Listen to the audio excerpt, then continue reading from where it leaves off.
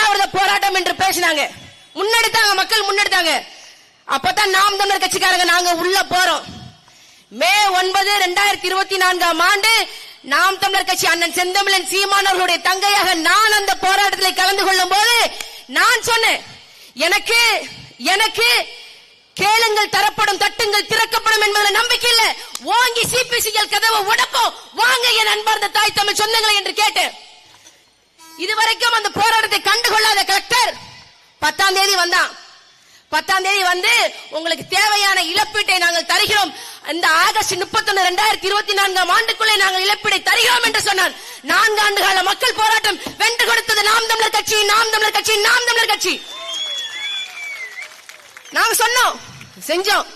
இப்ப நாகப்பட்டினத்தினுடைய பொறுப்பு அமைச்சராக இருக்கக்கூடிய பள்ளிக்கல்வித்துறை அமைச்சர், காசு வந்துருச்சு, மக்கள் கிட்ட கொடுக்கிறதுக்கு என்கிட்ட காசு இருக்கு, ஆனா கடைசியா ஒரு போராட்டத்தை பண்ணி விடு அப்படிங்கிறான். பள்ளிக்கல்வித்துறையில ஏகப்பட்ட பிரச்சனை இருக்கு. 12,000 பகுதி நேர ஆசிரியர்கள் தொகுப்பூதியத்தை வாங்கி கொண்டு 13 ஆண்டுகளாக பணி நிரந்தரம் இல்லாம போராட்டம் செய்யறான். பள்ளி கல்வித்துறை அமைச்சர், அதை போய் பாருங்க. உங்க பள்ளி கல்வித்துறையில் இருக்கக்கூடிய ஆயிரக்கணக்கான பள்ளிகளுக்கு கழிவறை சரியா இல்ல, அதை போய் பாருங்க. மக்களை ஏன் போராட தூண்டுறீங்க? நாங்க எப்பதான் வாழ்றது அப்படிங்கிற ஒரு கேள்வி இருக்குல்ல, அந்த கேள்விக்கு பதில் என்ன வச்சிருக்கீங்க?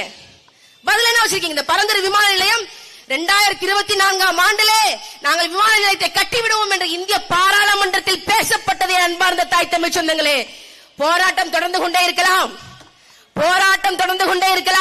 ஒரு நாள் போராட்டம் முடிவுக்கு வரும்.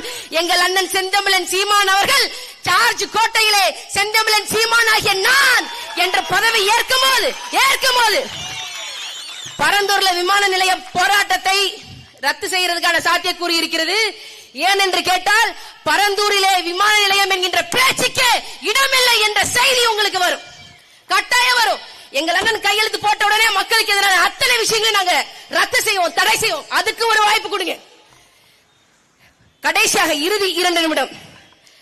மறைதந்த வள்ளுவர் சொல்றாரு, என்ன சொல்றாரு? மணிநீரும் மண்ணும் மலையும் மணிநிலர் காடும் உடையது அரண். நாட்டுக்கு அரண் என்பது மண்வளம், மலைவளம், நீர்வளம், காட்டு வளம், இதெல்லாம் சேர்ந்துதான் ஒரு நாட்டுக்கு வல்லரண் என்று சொல்றார். அடுத்த அதிகாரத்தில் சொல்றார், இருப்புணலும் வாய்ந்த மலையும் வருமுலனும் நல்லறனும் நாட்டிற்கு இயல்பு. அப்படின்னு என்ன அர்த்தம்? மேகத்தில் இருக்கக்கூடிய கருமேகத்தில் இருக்கக்கூடிய நீர்த்துளிகளை எல்லாம் இங்க மழையாக பொழிய வைக்கக்கூடிய அளவுக்கு இங்க நிலவளம் இருக்கணும், காட்டு வளம் இருக்கணும். அந்த பொழிந்த நீர் வளத்தை தேக்கி வைக்கக்கூடிய அளவுக்கு